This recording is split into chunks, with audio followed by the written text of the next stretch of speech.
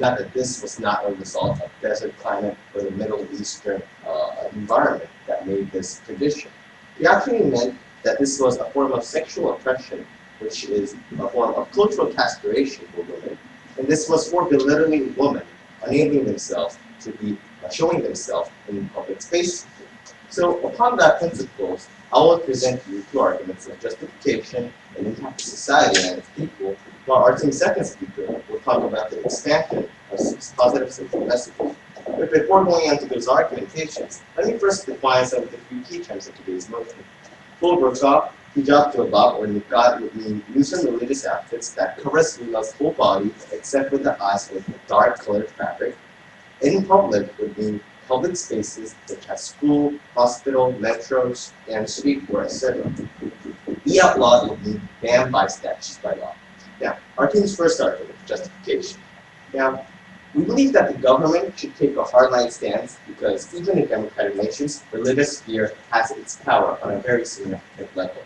So even if there are women who don't want to wear hijab or these religious outfits, when in the status quo of a government that leaves choices to the citizens' own, it's not actually, the women are not actually on their own. Because they are influenced by their familial virtues in Muslim communities, we should, government will be making a very arrogant decision by saying that the government is the only influential party in this issue. So actually, when the government says that we are giving the freedom, we are leaving them alone to make their own choices, they're not on their own, they're not making their own choices. And this is the reason why we should have a hardline stance to relinquish this unilateral practice of power and give women more space to progress on with their opinions by the practice of law.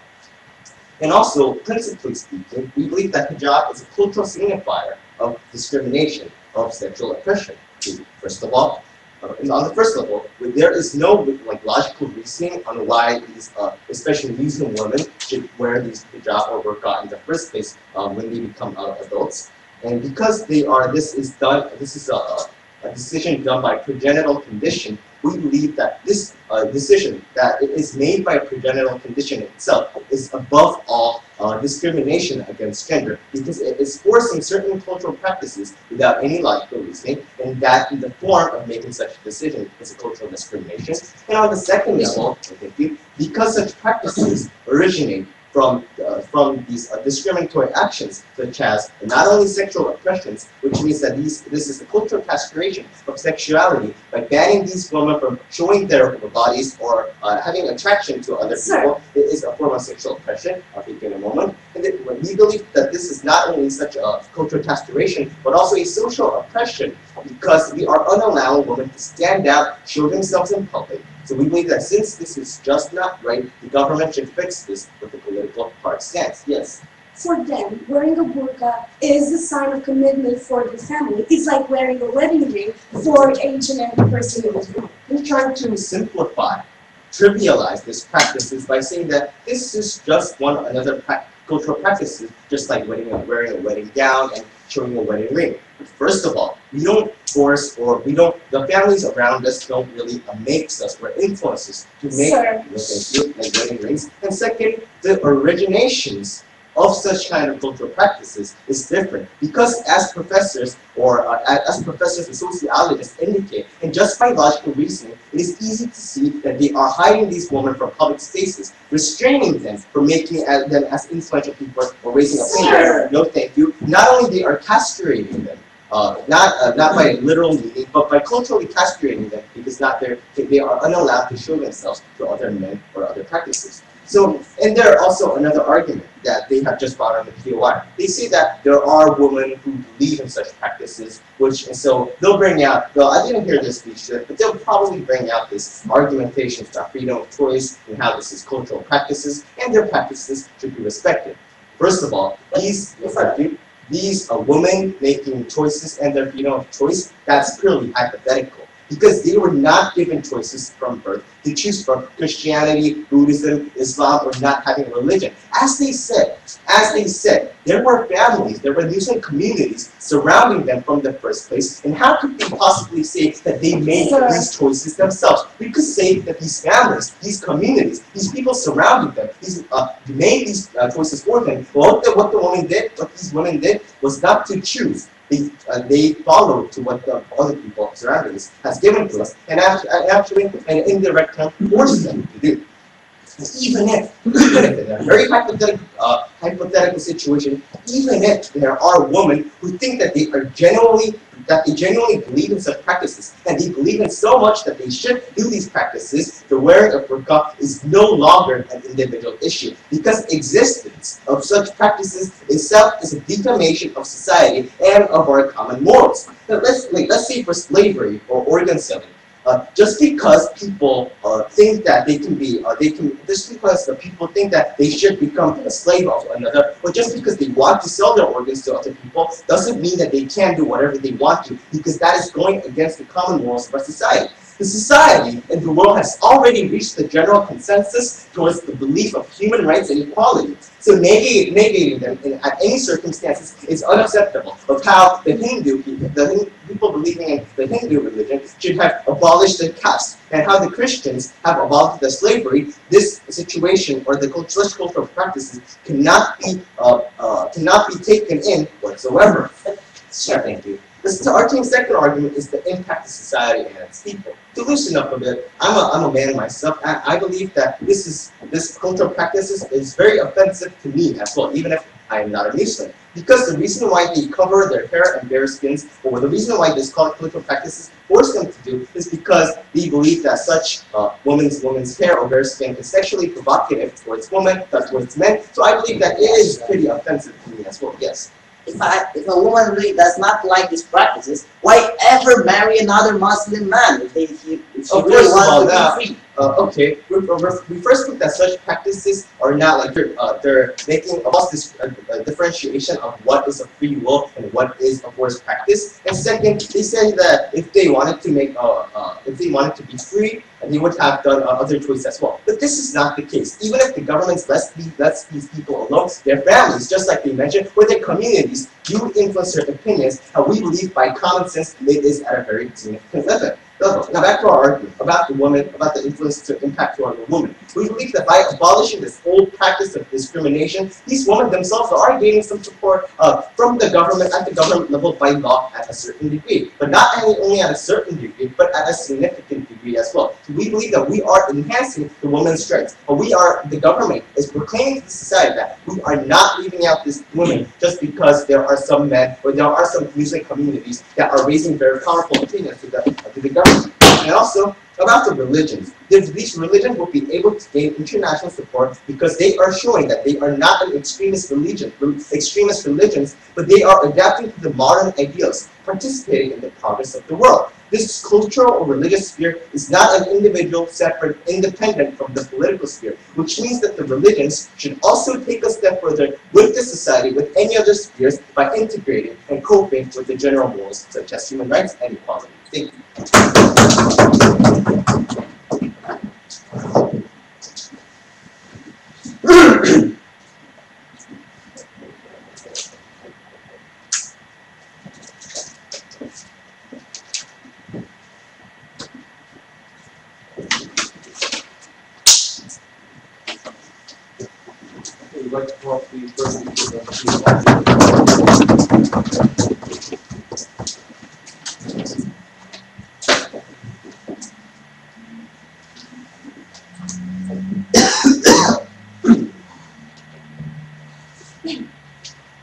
We believe that it is morally wrong and illegitimate for an outsider to break the mirror of your own personal beliefs. Now, this is what Team Opposition believes. And we believe that Team Proposition misportrayed the culture of Muslim women, misportrayed their right of choice, and misportrayed exactly what will happen at the end of the day. And I'm going to have 2 points in my case. I'm going to talk about wrecking their culture, then I'm going to talk about social backlash, and my colleague is going to talk about international conflicts. But first, let's go to a little bit of rebuttal. Now, first of all, they brought to us this justification. Now, they said that it's sexual oppression. They said that it is not their choice, it's something that they're forced to do, which is totally false. First of all, this is a sign of commitment. When they get married, they wear the burqa to show their sign that they are taken, that they are committed to their family and to their men. It's the same thing like wearing wedding ring, which says exactly the same message, that I am taken, I have a family, is the same thing. Second of all, in the Muslim community, in the Muslim family, the women are the most important members because they are the ones that take care of the children. They have the right to work, they have the right to express their opinion. Now, we believe exactly that if you look at the Muslim community, they have a lot of feminist ideas. They believe that wearing the burqa is a sign of their feminist ideas. They believe that women should not be judged from how they look, but exactly how they think. And they believe that wearing a burqa is exactly their sign of these feminist ideologies and their own personal opinion. Second of all, we see exactly that they have a choice to make. Now, we believe that yes, they are built in this tradition and in the roots that they have to wear a burqa when they get married. Now, first of all, the proposition team does not prove that this tradition will ever go away, because if tradition is so important for them, if the community is so strong, that means that in the community nothing will change and they will still stagnate in what team proposition believes. It is something, no, thank you, it's a sign of lack of evolution. But second of all, we believe that they have a choice to make. When they grow up, like each and every individual, they have a choice to choose their own traditions and their own values. Because if you think about tradition and growing up, we see that each and every child, any culture, any religion grows up in specific traditions. Then they, at the end of the day, when they become adults, they have the right to change it. Now, the thing that they brought to us is that there is no logical reasoning for them to wear a burqa, which we believe that even if it would be true, there is no logical reasoning for religion in general, because it's only something very spiritual. It's something about spiritual alignment that people choose to do, which happens in a lot of other religions. Let's look at the Amish people. Let's look at Catholics that have to go through abstinence in order to reach social enlightenment. And we don't believe that they are forced to do so. We believe that they choose in order to gain this comfort in their own. Point of information. Sir. How come people in this society cannot choose to be discriminated, such as making slave contracts?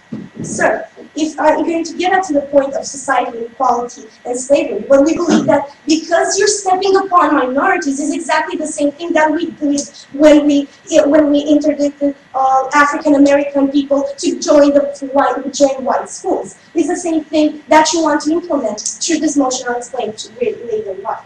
Now, we believe that you don't restrain them from society. If we look at certain communities of Muslim people, or Muslims, we see that women go to work. We see that the Muslim community could not go through life without the Muslim women, that in a certain specific region, they go and fish for certain type of rare crabs that people really need, and people respect them for that. So we believe that the Muslim woman is not such, don't look for such thing as sexual oppression or discriminating them, because this is their choice and this is what they believe in, and we believe that it's illegitimate for them to say that some culture is better than another. Now, let's talk about society equality and slavery. Because we believe that this is exactly what you do. You exactly step on their culture and prove and tell them that your culture is illegitimate because look at us, we're not wearing burqas. It's the same thing as taking a woman that, let's say, is Christian and does not wear a burqa and force her to wear it in a Muslim community. It's the same thing, and we do not agree with a cultural hierarchy. Now, we have also the example of Turkey that I'm going to give in my part of the case, which I'm going to right now. First of all, let's talk about reckoning culture.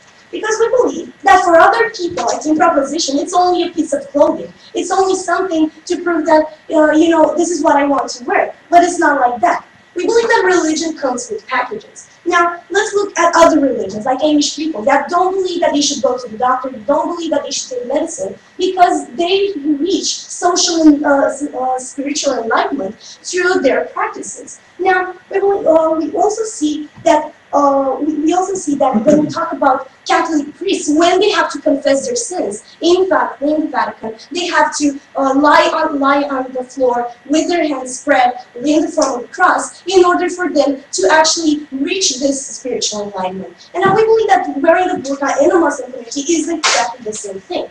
Also, we believe that when you ban the burqa in public institutions, you have the choice. As a woman, there are two choices you can actually have. Now, first of all, is stay at home and wear the burqa and express my opinions and my belief only at home, or or betray my personal belief and betray my religion, go against my religion, which is something very important for this community, and step outside. Now, you don't really change anything through this measure.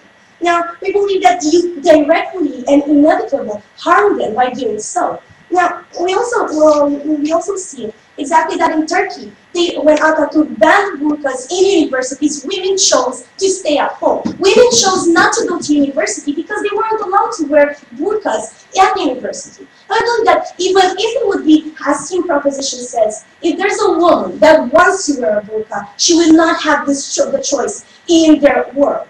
Now, moving on to the second point, but before that, do women who do not want to wear burqa in the Islamic religion have a choice actually not to wear that? they have two choices. First of all, to change their religion. It's not something that bad. Everyone does it. Even if in their own religion, like in every religion, it says that you're not allowed to change it. In society today, you have the right to change your religion. Or second of all, they can choose not to marry if they want to be free, if they don't want to wear a burqa.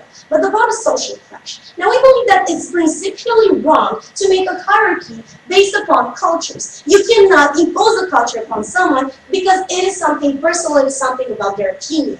It infringes upon your liberties, which leads to the practical backlash, which we saw happen in France when they banned the burqa and when people acted violently, when the Muslim community reacted violently upon the rest of the community, when they fought, when people died, when people got hurt.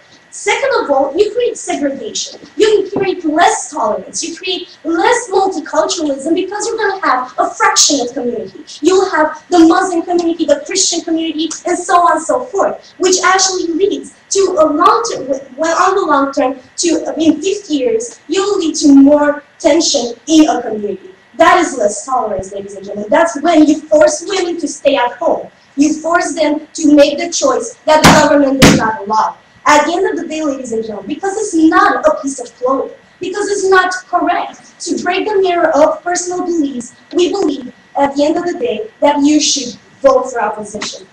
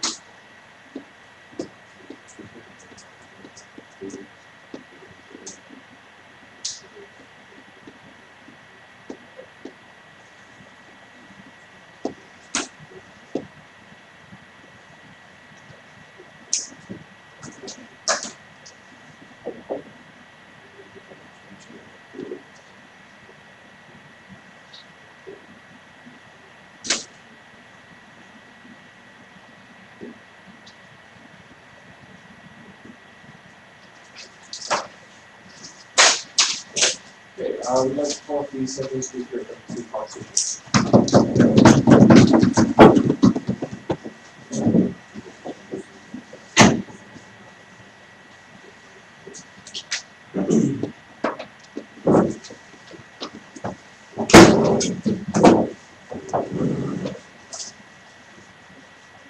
Mr. Speaker, we believe in today's society that no contract, agreement, or membership of an organization can justify discrimination in any way, shape, or form.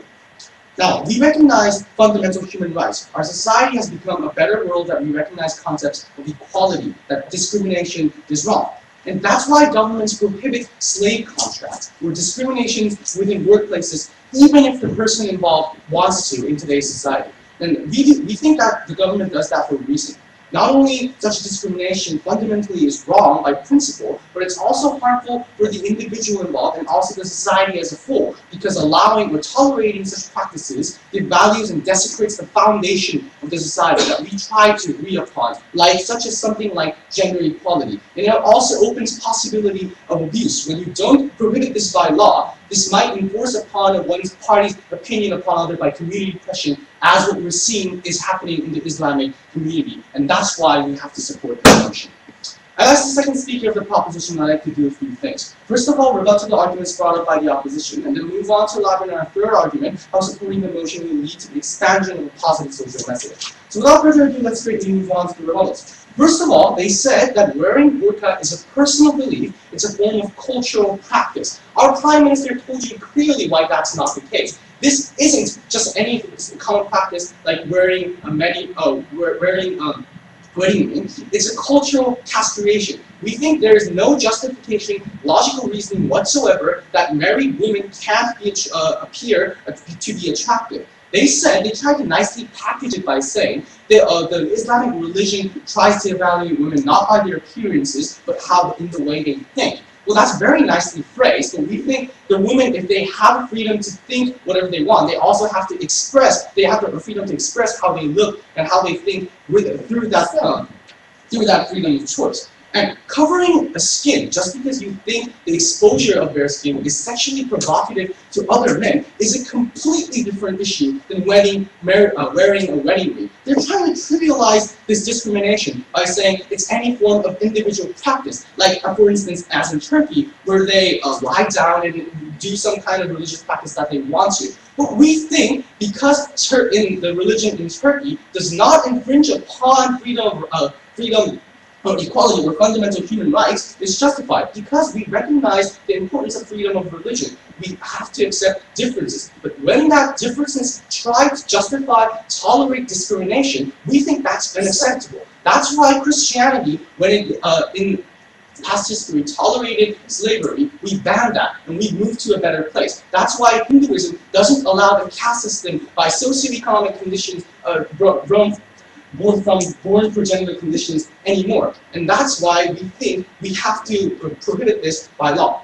Also, they said that even if the women can make a choice, how is this actually going to change the society? Because, as we said, the Islamic society is so reluctant to change. First of all, this is a value debate, not exactly discussing the mechanisms of how this motion would work, but discussing the spirit of the motion, why this is right, and why this has to happen. But even if we think even if there is resistances, we think that's a cost that we have to take, as we did when we tried to abolish slavery in the United States. Was there resistance when we tried to do that? Of course, sure. A lot of people hated that, and many black people suffered. But still, the first step has to be taken in order for progress to happen, in order for society to improve. And that's why we think this kind of resistance is a cost that we have to bear, because we're doing the right thing and we're trying to improve the society. Somebody has to change it, and it has to come from the government. Which leads to my next level refutation. Why can't just women simply abandon their religion and move out of the community? They said that the woman or the people who don't like the Islamic religion actually have a choice. We disagree, because the people who live in the Islamic community are born there, raised up there, and have lived their whole life, their entire lives. So it's not really simple as enough to say, like taking off your hat or changing your clothes to change your religion that you believe from your birth. So we think it's important to apply this change, a prohibition against discrimination, to every single family or member of the Islamic community, and not just not leave it up to the individual's choice, because it's very likely that the individual will be pressured to not be able to make that choice. It's not easy to be ostracized from your society. It's not even easy to be persecuted by your neighbors. That's why we have to apply this universally by law. Yes, ma'am. So you're saying that they do not have a choice, they will never change this practice. But how exactly, what gives you the right to impose this choice upon them if they would never make it? First of all, we disagree that this was the woman's choice from the beginning to be discriminated against by covering their skin because they think it's sexually provocative. We think this has been institutionalized, and it's brainwashing the women to say that because you're a Muslim, it's your duty to cover your skin because you have to remain faithful to men. We find this to be quite offensive to women and to the values of the society. And because this is pressured upon women from birth, that's why we have to try to change it in a social level, in an entire level where the government can actually enforce this. And even if there is some population of women that genuinely believes that this practice has to be done, we still think that's wrong because it goes against the values of the society. That's for the same reason we don't allow people who want to be slaves can't be slaves. That's why even if women who are willing to tolerate sexual discrimination within workplaces, we still prohibit that by law. And that's a fundamental step that we have to take to protect the morals of our society. And lastly, I like to deal with how I like to deal with the cultural relativism argument they brought up. How that because there are different cultures and different religions, we have to respect that. Well, if that tolerance leads to infringement of fundamental human rights, we think that kind of tolerance has to be cracked down upon. For the same reason we banned caste system within Hinduism. For the same reason we didn't allow Christianity to justify or give justification to slavery whatsoever in any way, shape, or form. With all that dealt with, let's move on to our last argument, how our supporting the motion will lead to the expansion of positive social message. Now, our policy tackles gender discrimination within religion, but we think it just doesn't end there. It sends out a message that discrimination cannot be tolerated based on progenital condition, even if your religious beliefs or contracts or your boss at workplace seems to justify it. It's the first step of saying that all forms of discrimination by progenital condition is not justified or whatever, and it has to be eradicated. The government has been taking consistent hardline stances of valuing this fundamental human rights. They outlawed slave contracts, they banned the caste system, they persecuted and fought against other forms of discrimination. And why is it that this burqa, Hindu, which is a flagrant discrimination against gender by progenital condition, is allowed? We think if the government is to take a consistent stance to protect and value fundamental human rights, this religious practice has to be banned in public places. And if this happens, we think our social message will be expanded to workplaces that might tolerate sexual discrimination, to communities that discriminate against Muslims or blacks. We're sending out a message that rectify your vices or forms of discrimination, or we'll come for you. The next time it's you. It's the first step of taking that we think discrimination cannot be justified even under the name of personal beliefs, religious beliefs. So we think this impact will expand, affect the other sectors of the society in a positive manner. And this is how we have to make change.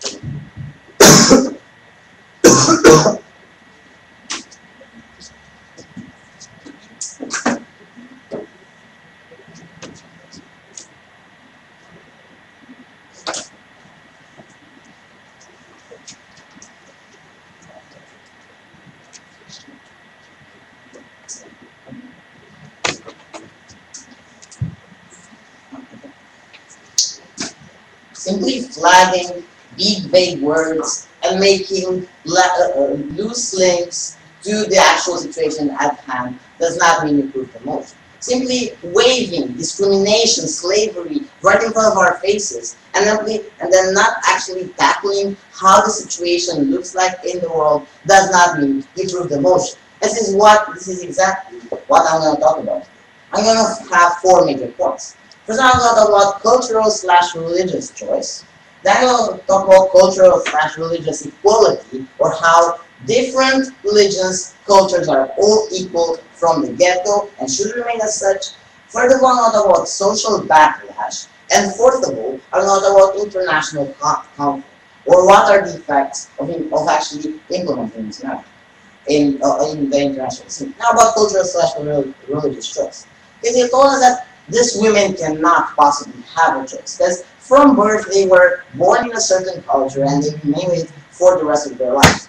First of all, if you're born in a culture, are taught in a culture, think in a certain culture, and because of that you choose to remain in that culture, it does not mean that you are your right of choice is is infringed in any way. If I am born in New York, I am born in the mentality that I have to raise $1 million and have a penthouse that has a view towards Central Park. This does not mean that for me I infringe my own choice, because I can still, in the end, if I do not like truly in my inner self to have a penthouse, I will go and I will become a monk at some nunnery.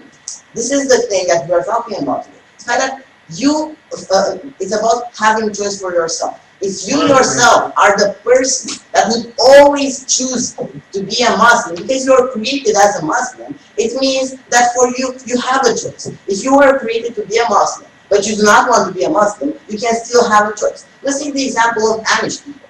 Amish people are born and raised in a very, very strict mentality. But at the age of 18, they have 1 year to experience the world and then make a choice. Do I still want to remain Amish, or do I want to stop being in that community? Muslims have exactly the same choice. They are born and raised in a certain mentality, and then they can choose to not marry a Muslim man. It's exactly the same thing. The fact that they choose prevalently to do exactly that, to remain Muslim, only proves to us that in fact they truly believe in that thing. That for them, being Muslim is better than anything else. That they accept all the costs because they will want the benefits. Because we see that culture is something important to people.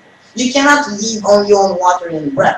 And while some people simply find happiness in having a plasma screen, other people find happiness because they feel spiritually enlightened. It's just the exact same type of happiness, and we do not want to strip them away from it. And this is why we believe that if women truly choose to be Muslim and choose with that the entire package of wearing burqas and of doing all these sort of things, then we totally agree with them doing exactly that. Because in the end, for them it's a better world than not being Muslim at all. And you cannot simply destroy the package. Being a Muslim means that you're going to wear the burqa. Even more, they told us about how you cannot accept discriminatory religions. Yes, but for you to actually prove that something is discriminatory, it's that you must prove that women are less happy to be Muslims than men. In this specific case, you can simply see that women have a different role, not a lesser role, in this religion. Women are the ones that cater for the family. This is one that are dedicated body and soul to the family. This is why they must prove this dedication by wearing a burqa. In the same manner, men in the Muslim community are dedicated to their family by providing them with food, water, by working all day long. If a man is caught sharing his fortune with someone else other than his family, he will be banned from the Muslim community. So we see that he has the same kind of limitations as women. There is no kind of discrimination there. It's about cultural / religious equality. Because we see that we cannot change religion. It's really hard. In Turkey, when they tried to implement this kind of measure, it simply did not work. Women chose better to stay at home and not go to university than to change their religion, because they truly believe in it. And we say that, yes, we must allow religions to move forward if they want, but we must not impose on them to move forward. We must not enforce them to change, because in the end, all cultures are the same. Even if I am a modern European that is an intellectual and I find happiness in books, or I am a Muslim that finds happiness in doing all sorts of prayers, or if I am a Christian priest that finds happiness in lying on the floor with my nose pressed to some cold marble, saying prayers for 6 hours a day, it is my choice. I find no lesser happiness. I'm no lesser of a person. Why should I have my religion infringed, and the intellectual in Europe to live his life happily? This is why they're worried about Hinduism being changed. First of all, this is not true. In India, the caste system is still there. Second of all, if people really want to live in a caste system, allow them to live there. What is wrong with it? Yes, sir. Whichever. Okay. So when people are not happy with the caste system or whatever, like the Muslim community, do people usually choose to ostracize themselves out of the community? Yeah, of course they can. If you actually want to implement this thing in the place where you can implement them, like in non-Muslim countries, in Western liberal democracies, in France, for example, if there is a woman that would ever want to, get out of the burqa, wear some European clothes, find a European husband, and live with him as any other European woman. She could do that as easily as that. So we see no difference. Second of all, about social backlash. Because we say that there will be a social backlash. And they never counter-argue. And we say that if they want to actually prove that they want to make a change, they must prove that they can, in the end, change this religion. Not that they will do some efforts, but if they can change this religion. And we say that they simply can't, not even in 20 or 30 or 40 years, because of the social backlash that this motion will create. Because the Muslim community will find inferiority, that it will be inferior. They will find that they are seen as lesser citizens, and thus they will keep hold of their tradition even harder, because they feel that this is the only thing that they have been left after being stripped away of their natural rights as human beings. Now about international conflict. Because we say that the message that implementing this motion will send to other Muslim countries will be addressing this. We say that we see it as an example of the moment in which a priest in the USA has burned the Quran. That in that specific moment, all Muslim countries became infuriated. That anti-Western rhetoric increased by tenfold. We can see that since then, terrorist attacks increased as well. We see that the only thing that we're doing is that we're polarizing the world. We're simply attacking a lot of people through this motion, and thus we're stirring them against us when they could be our friends. We see that the only thing that we're doing is that we're creating international conflict, which is making it a worse life for us, and which is making it a worse life for Muslims as well. It's making a worse world as a whole. So the only method for us to actually be humans, and for us to respect the human rights I talk about, is actually to view everybody as equal, and to respect their religion and culture equally, and thus I beg you to oppose this abusive motion.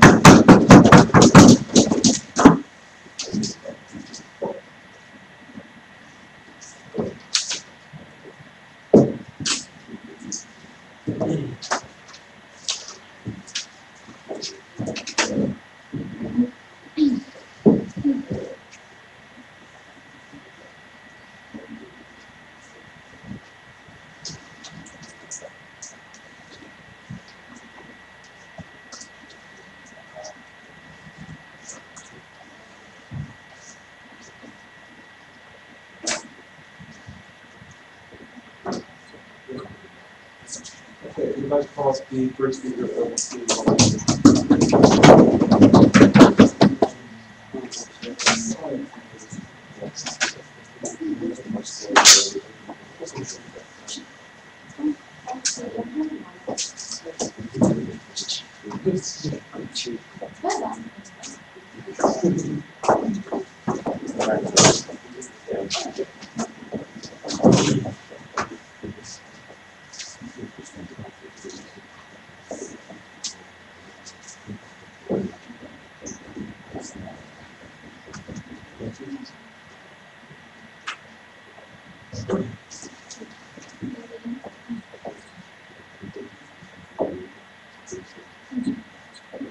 So ladies and gentlemen, the side proposition told us today that in order for us to win today's debate, we're supposed to prove that women being Muslim should be less happy. And we're supposed to prove that to you, that the women are feeling less happy when they are Muslim. We think that that's not really the case in today's debate, because they don't know if they can be more happy or not in the first place. Because of their social backgrounds and because they have social influence, they can't really see how they can improve from the status quo right now. That's why they're not going to universities, because they don't know that even if there is a social backlash, the situation can be improved.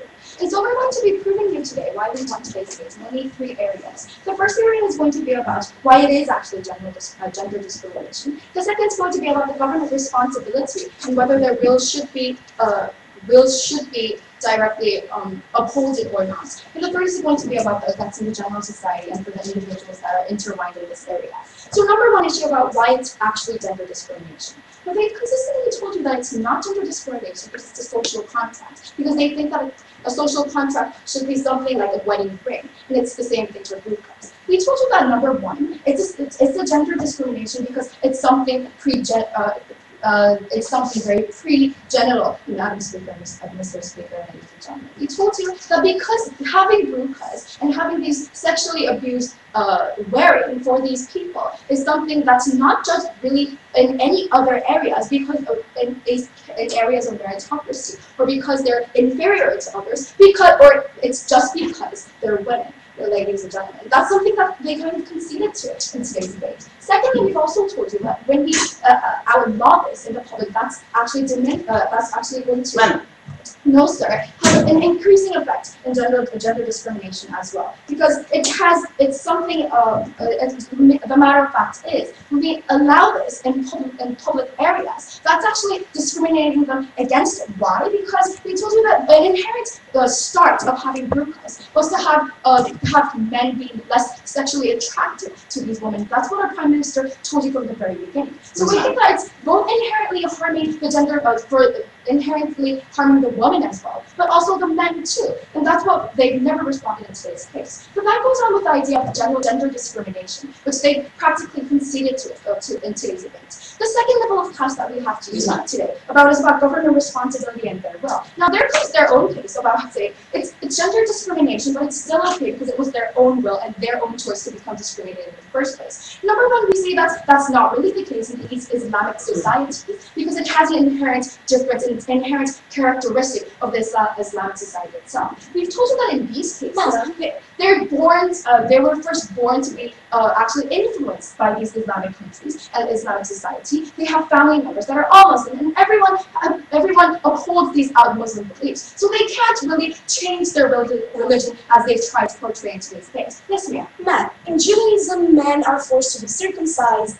and they find it happier because they have this spiritual enlightenment. Okay. Is that bad because they're men? So they think that someone feels happier to be in an original state, but we think that it's because we didn't grant them the choice to actually go out of that box in the first place. If these Muslim people, if these Muslim women had the choice to not be Muslim in the first place, we don't know if they would be happier or not, will they, Madam and Mr. Speaker. We think that that's a totally irresponsible logic that came from their side of the house today. But more importantly, on the second level, Madam Speaker and Mr. Speaker, we think that it's also important to recognize the fact that these people, even if they think that it is their will, there is a lot of social backlashes, as they have just said. If they try to change their religion, then everyone around them isn't going to really support that, are they? Because they are Muslim in the first place. So we don't think that social conflict is going to be very beneficial to them either, Madam Speaker and Mr. Speaker. But on to the last level of this argument, then they say that, and how does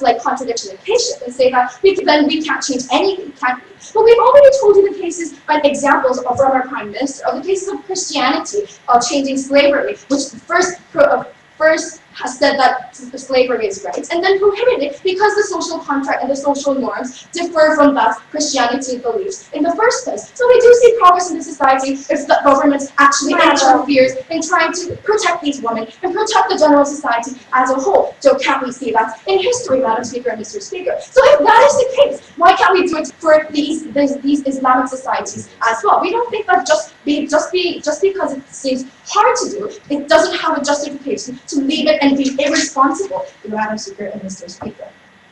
Okay, so on to the second level of analysis, the third level of class that we have to make, about the effects to everyone intertwined in today's debate, about the men, the women, the society, the religious members, the international society, and so on. Number one, about the men themselves. We say that it's undermining the men's ability themselves because the burqa itself was first made. We've already told you that the burqa was made because it wanted to be less attractive to men. It's undermining the men because it means that we're regulating these burqas to women so that the men feel less attracted to women. That's undermining their own abilities to self-regulate themselves. But also on the second level, we've also told you that it's bad for the woman because, of course, it's a gender discrimination, as I've already established in my first class. It's going to be solving that message and giving out a social message that is actually helping the woman, and the government is trying to do something about these minorities in that society. Yes, sir? Doesn't your whole argument about inflicting damage upon man as well prove that it's not a matter of discrimination, it's a matter of a culture affecting equally both men and No, women. sir. No, sir. It proves that it's discriminatory, both for the men and the women, and that's why we should be screwing this up and totally. So about the third thing, not only the men and women about, but also about the religion.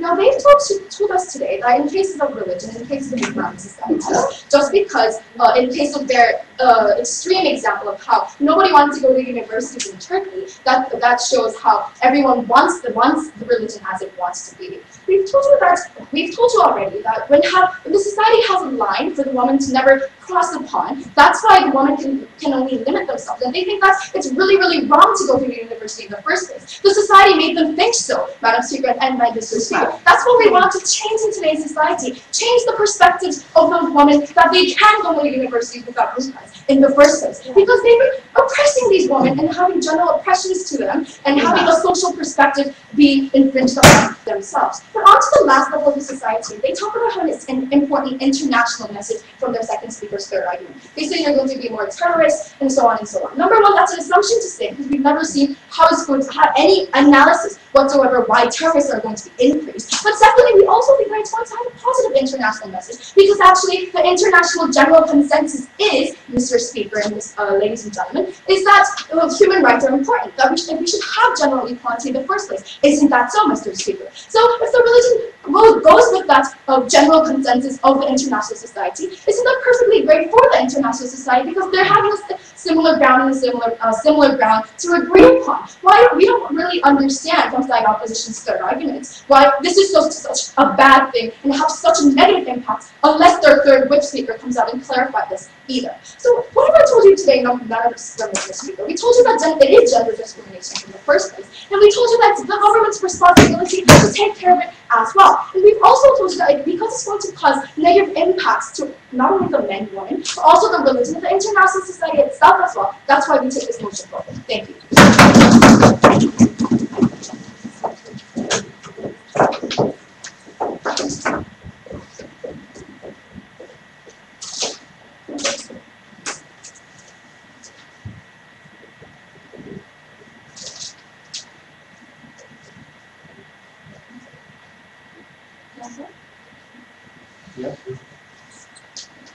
What the proposition team has told us throughout their speeches is the fact that, we have to adapt these women to the morals of our society.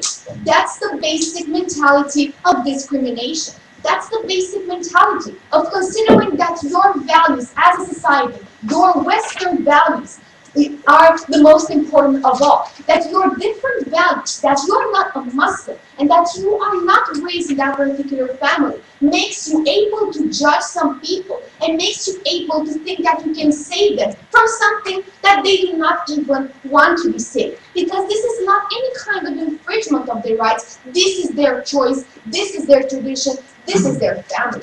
So I'm going to tackle that on 3 points. First, I shall talk to you about choice and how we think that this is not only going to be bad for these women, but it's also going to be greater and worse. Secondly, I shall talk to whether it is about discrimination or not. And thirdly, I shall talk about societal impact, and I will clarify everything that the proposition asks us to clarify. Now, first, let's look at the matter of choice. What the proposition team should have proven us is why those women would be better in their world without the burqa. What we need to prove you today is that having the burqa is important, and secondly, removing the burqa is going to give them extremely harms. So we know that in this very moment, let's look at what a Muslim woman is. That woman has been raised in a family of Muslims, has been raised in a certain mentality that when you get married, you should commit yourself to your man, you should love him, and this is exactly what is their mentality. What do women that wear burqa do? They take care of their families, they take care of children. They are a basic important part, an integrated part of their family. So we know that even in their culture, they have that. Why would we want to take that from them simply because we think that this is something bad? Because we know the fact that those women are choosing to get married because this is their choice. We know the fact that having a man is really important to them. We know the fact that apart from our values as a Western society, apart from our values in those particular cultures, family is very important. Being committed to another person is really important. So the only thing that they told us is that, you know, those women should be attractive to other men. But maybe they don't want to be. Maybe they don't. Maybe this is their purpose, and maybe this is what they want, and because this is what they have chosen. And if we look at Turkey, and if we walk on the streets of Istanbul, we see that there are women that wear burqa, but we see that there are other women who don't wear burqa. So we see that in the very moment, those women have a choice, and those women have made their choice. And those women that wear the burqa wear it because they want it. So because of the fact that they want it, that doesn't prove us in any way how the proposition team is going to make them feel better if they just forbid that. Because what we want to say is the fact that if those women have made their choice, and if it's their choice, they're going to be faced with some different choice. And we have told you that from the first speaker. Because if it's going to be forbidden to them to walk on public spaces with the burqa, they will either stay in the house because this is their religion, because this is what they stand for, because this is their commitment, or they can either let those principles go away. So we think that even in that either choice they make, we think that the choice is abusive to that particular woman, and they should never ever be made to do that. Because today we respect the freedom of religion, and we respect the values of every single culture. We actually respect those people in Latin America that actually go with a cross on their backs in order to be saved by God. And we actually see that even Christian old women walk on their knees around the churches because of the fact that they want to be closer to God. So what we can say is that, okay, you're going to take care of your health and never do that because it's going to hurt you. But the fact is that they actually want to do that. So if people choose, and if people want to, then we should never ever stand on their choice. Yes, go. So if committing yourself to a man is so important in the Muslim community, what would happen to a woman who refuses to marry, who refuses to wear a burqa? What would happen to that woman after that decision? So we think that that woman can actually make her choice. We see that there are women in Turkey, in Istanbul, that walk in there and they haven't been killed. They are still alive. They have 2 feet, 2 legs, 2 hands, and they're really entire. So we think that this can happen. So we think that people change religions and this happens. So we think that that point simply does not stand. Now, passing on to the discrimination. Because what they're saying is that they want to protect those particular women. They haven't given us any kind of definition of what discrimination means. Because we think that discrimination means actually infringing on somebody else's values because you think that they're not worth it instead of your own values. So we think that in the family, this is not the case. In the family, the whole family has the same values. It's not like the man obliges the woman to wear the burqa. We say that actually, if the state does that, the state makes discrimination on these people because the state tells them, you shall not express yourselves the way you want. Our values are more important than yours. And this is what discrimination actually means. So this is what we want. We want to respect the differences. We do not want to discriminate on those people's rights. And we want them to do what they want because it is their culture and it is what it is. Now, thirdly, passing on to societal impact. So we know that in this very moment, society, about globalization, we know that every person goes towards something better. We have created a world of toleration. Black people are not discriminated anymore, so at least they're not as discriminated as there was before. There are steps that are being taken. We are taking care and we're eradicating discrimination, so on and so forth. But if they want to send a positive message, what they will actually do is that they will send a message that these people cannot express their opinions. So this means that all the communities that are affected in this situation, all of those communities will step and will say no. Please, ma'am. We've already told you that the general consensus of the international society is that gender discrimination is wrong in the first place. Now, this is not any kind of gender discrimination. If you choose to wear a burqa, you are not discriminating yourself. This is your own choice. Nobody is making you. So we see that there are women that are past that, and I've already tackled that point. Now, passing on further on to the international impact. So if those communities that are affected, they are going to say no, to the things and to the infringement of their opinions. We think that there are extremists. We know that there are terrorists. We know that there are people who the simple infringement of their rights makes them angry. And we know that this is something that we do not want. The proposition team has told us that we're going to take that risk in order to protect the woman. But if at the end of the day we have proven to that firstly you do not protect the women, then the risk is not worth being taken. So in this very moment, we do not want to risk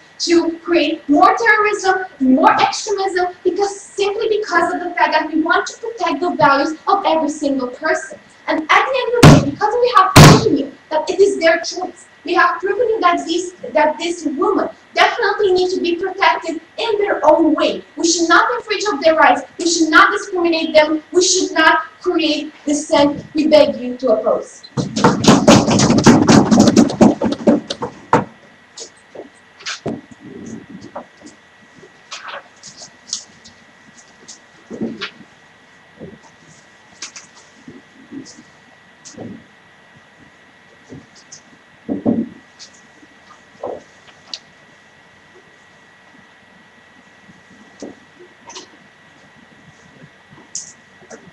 Yeah, we look for the fight.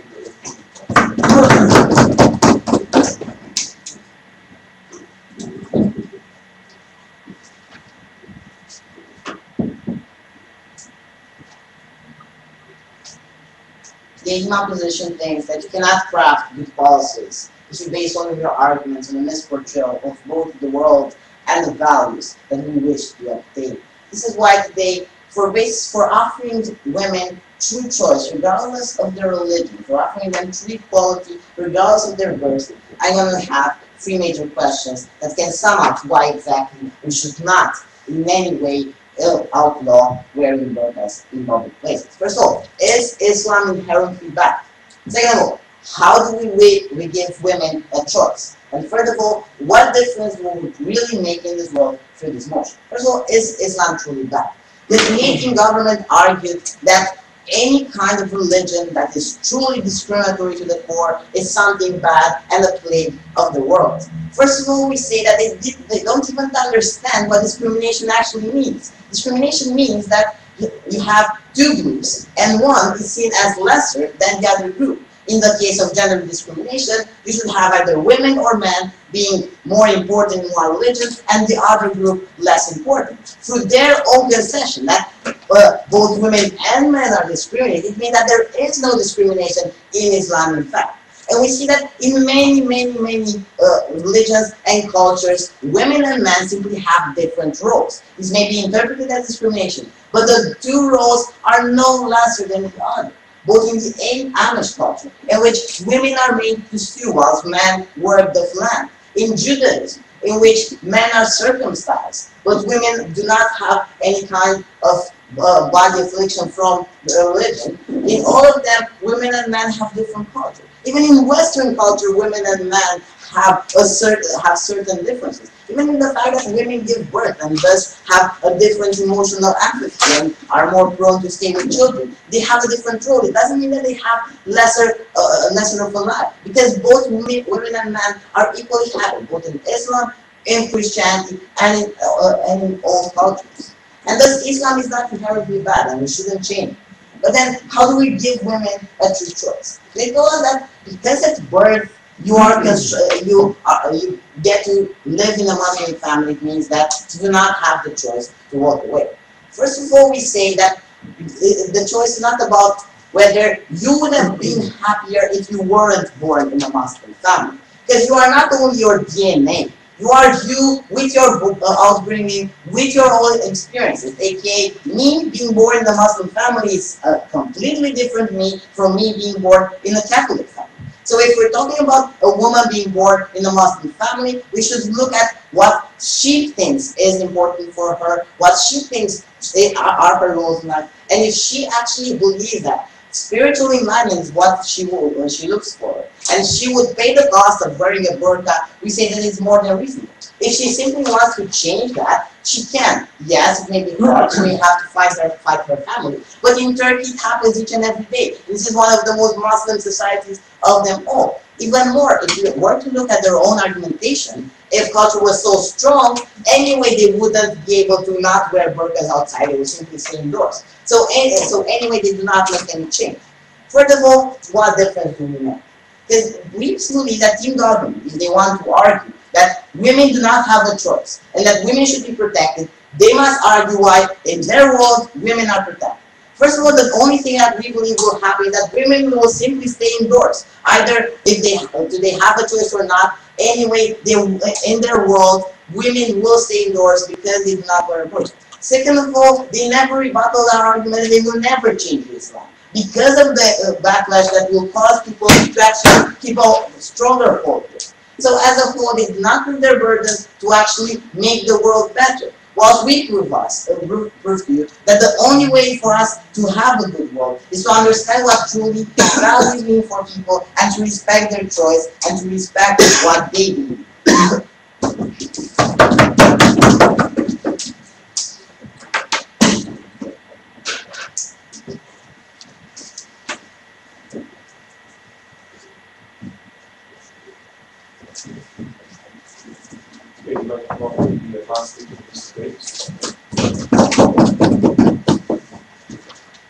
Now, Mr. Speaker, frankly, the opposition's case scares me. Because their innocent but also apathetic viewpoint of this problem, obviously very free, intelligent, and charming people's thought, is completely misguided.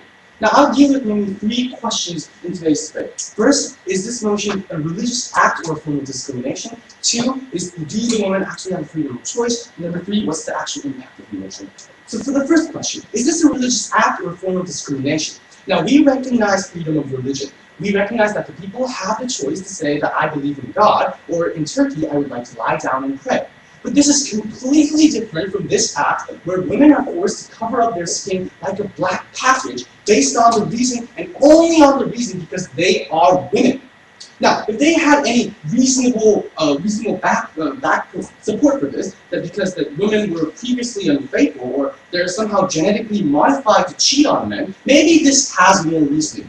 But because this is based on the prejudice that women tend to be more unfaithful than men, that's why men don't wear burqas and women are forced to, because they somehow believe that women have a biological tendency to be inferior to men, we say that's discrimination. That's the very definition of discriminatory thought. And that's how we understand it. And their response to that was because men and women feel bad about this act at the same time, somehow it's not discrimination. We completely disagree with that. Because this is separating men from women and treating women in a different way just because they're women, solely on their progenital conditions.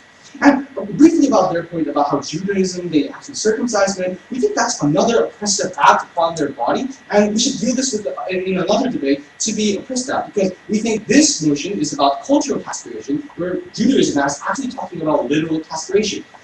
And number two, moving on to the freedom of choice. Do they really have freedom of choice? Now, we said, first of all, we don't know because we never gave that, and which they deserve. And they said, well, they do actually, because they can simply choose to leave the community. Well, I'm curious as to why they say that they recognize the impact of that community, of your family, or where you lived on, upon that individual, and still say it's so easy to leave the community at once, like just simply changing clothes or taking off your wedding ring. They think it's a very unfair sacrifice these women have to make if they're oppressed, defamed, attacked, ostracized by their neighbors and their family, which will probably happen if we leave this up to the individual's choice and individual cases only. So that's why we want to apply this concept as a whole, to the whole community, so that no one is unfairly ostracized. It's not anything trivial like changing clothes, ladies and gentlemen. And we've also told you that even if the women solely want to, they don't have the choice to make themselves be discriminated. So just like a black boy who may be raised in a Christian family doesn't have this choice to say that I want to become a slave because maybe under the God name is justified. And next, we also like to answer the question, do they really want it? We say no, because they are constantly silenced by the cultural and the community impact of the community they're living in. And what the community is doing, the Islamic government is doing right now, is they're ignoring the problem, like opposition. Well, the women like it, and the women that choose to do it, then that's the end of the problem. They don't try to see in depth what's actually in the roots of that issue. It's the women being oppressed by the cultural impact that they don't have a choice to say, well, Mom, Dad, I know you believe in Islam, and I know everyone I know believes in Islam, and they think it's extremely wrong for me to not wear burqas, but I'm still going to do it. And maybe I can leave to America or some other democratic country because, well, maybe I have the choice to do that. Which we think that is a completely naive point that doesn't understand the reality of the society. And moving on to the actual impact. Now, we first told you that this is a value debate and we have to focus on the spirit of the motion, but even if there is backlash, we said that's a cost we're willing to take. What they're saying is that because they're afraid of the problems, they're refusing to change, like saying that slavery should be kept because and Christianity should be allowed to permit it because the Southern whites are going to be enraged, and that's simply wrong. To the point about how we said positive social messages will be expanded and religions benefited, they didn't respond to that, so that's why we're doing this today.